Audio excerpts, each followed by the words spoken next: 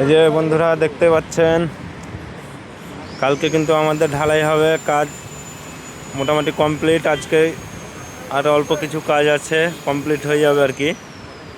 কাল সকাল থেকে শুরু হবে। দোয়া করবেন যেন ভালোভাবে ঢালাইটা করতে পারি সুন্দর করে। এই যে লিফট কিন্তু আমাদের দুদিকে বসে গেছে, ওই পাশে একটা আর এই যে এখানে একটা, দুটো লিফট। আর ওই যে বালি পাথরটা একটু দূরে। তো সবাই দোয়া করবেন যেন ভালোভাবে কাজটা করতে পারি। এই যে ছাদ, ওই বৃষ্টির জলে দেখেন কি হয়েছে, রড সব লাল লাল হয়ে গেছে।